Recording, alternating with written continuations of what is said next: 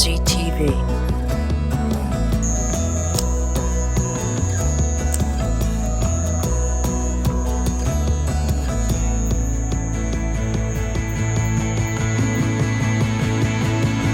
Morning.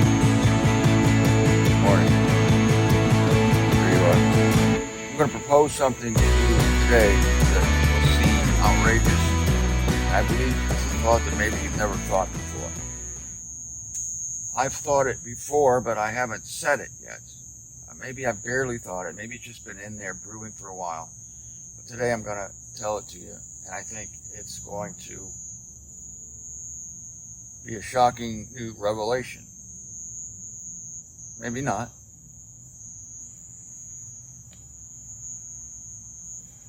But first, I would like to tell you to go to the video link below. Rodney Pierce and I put out a video on Sunday called Sin Works for Good. We talk about a radical revelation.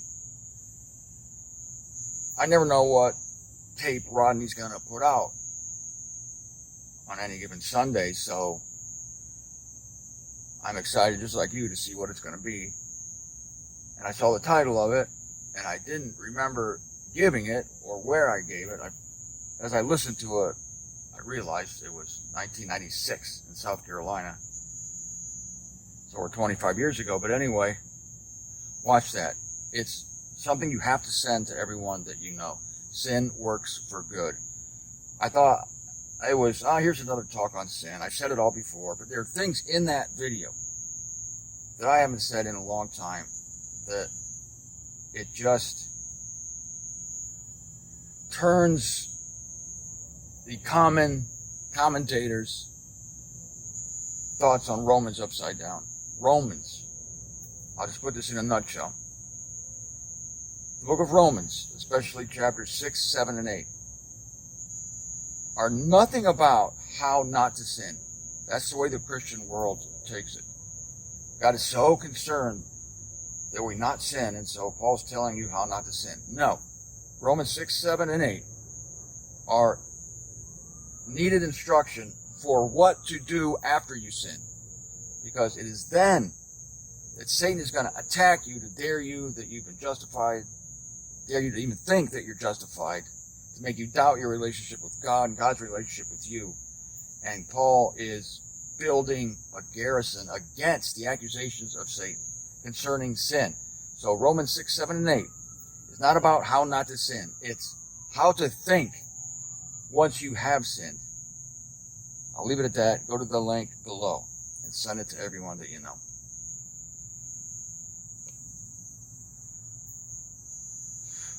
First Corinthians chapter 1, verse 25. For the stupidity of God is wiser than humans,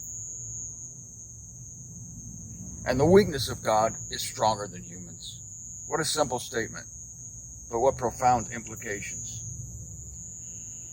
One of the main objections against God is that he's not very smart. If you can believe this, and you know it's true, humans think themselves to be smarter than God. And God purposely tempts them in that direction. How? Because he does things that are so foolish and so ridiculous and that look so weak that the humans among us who are wise in their own estimation, they think they're smarter than God. They see what God does and they think, wow, God is really goofy. I'm thinking of events like Noah's Ark. You know, it's a kid's story. You got a beautiful little illustrations, kiddie illustrations of the boat, the big boat, and the animals go in the boat 2 by 2, and Noah floats on the water, and while all the inhabitants of the earth are destroyed, the Bible stories don't really mention that. Don't really emphasize that part of it. The billions of people died. Not exactly a happy Bible story for children an hour before bed, but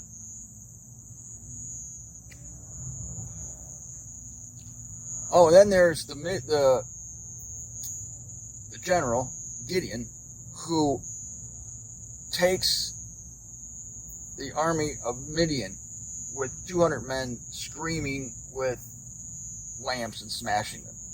It's totally ridiculous. And of course, David with a slingshot. And people look at this and they think God is really kind of stupid because they assume this, that God is trying to look smart and failing. That's what people think. They think that God is trying to look smart, but he's failing. This is a snare that God has set up. God is setting up all these people, and they are falling into the snare. And the snare is this, that God is purposely doing stupid things. I'm reading it in 1 Corinthians chapter 1, verse 25. For the stupidity of God is wiser than humans. I'm going to propose something to you soon. Hang in for it. Hang in for it. So God knows that Noah's Ark is stupid. He knows that a teenage boy destroying the champion of the Philistines with a slingshot is stupid. He knows that Gideon defeating an army by yelling and screaming and breaking lamps to scare off an army that actually works. He knows it's stupid. He knows that calling people like us who have no reputation, no degrees from theological seminaries, he knows that's stupid.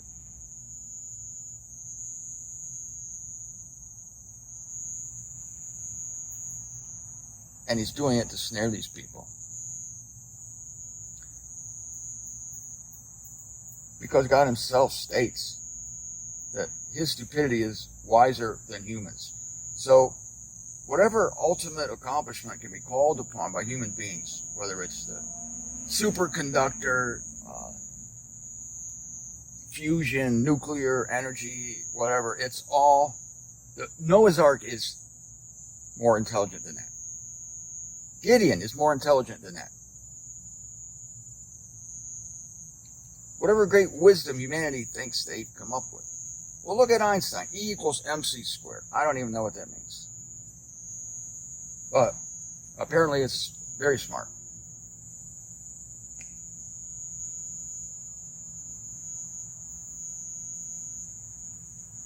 Gideon is smarter than that.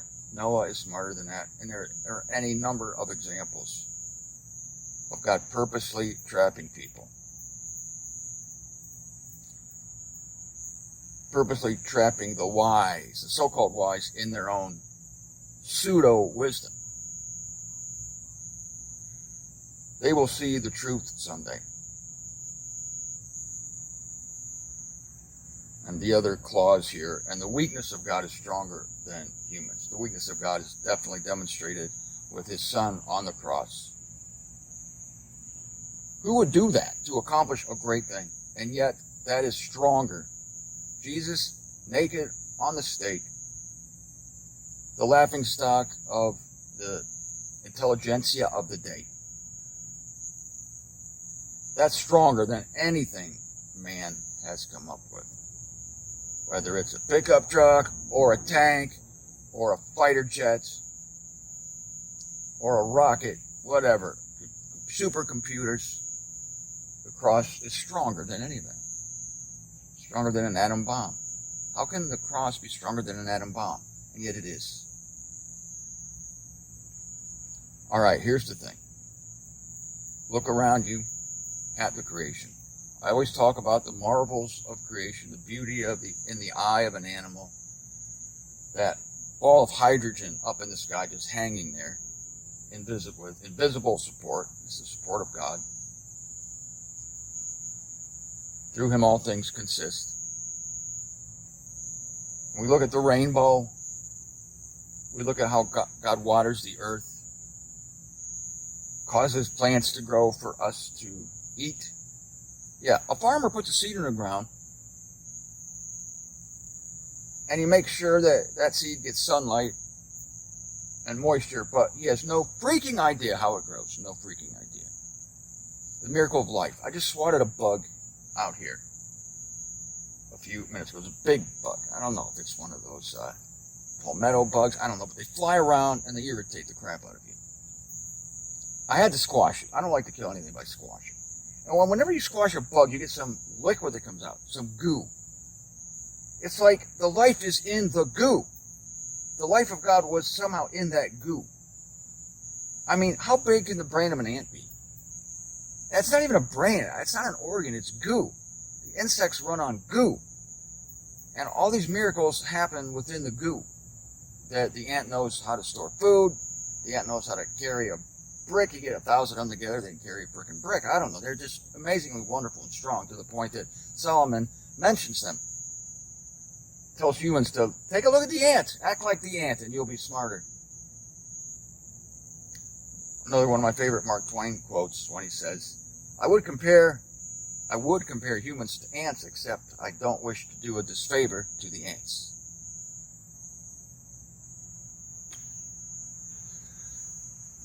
What if, ladies and gentlemen, what if everything we see, all the marvels of the human body, the marvel of bug goo,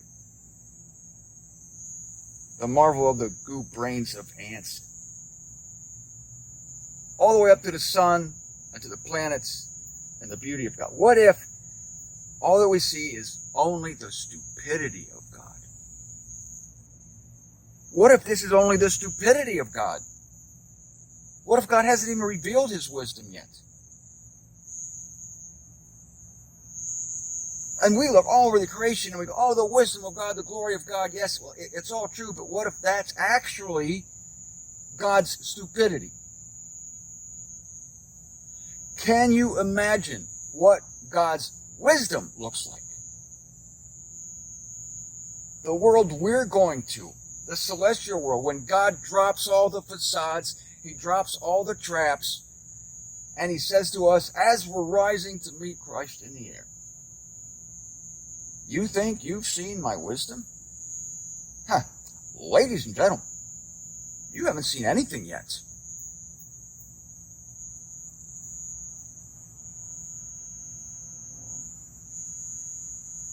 Wow.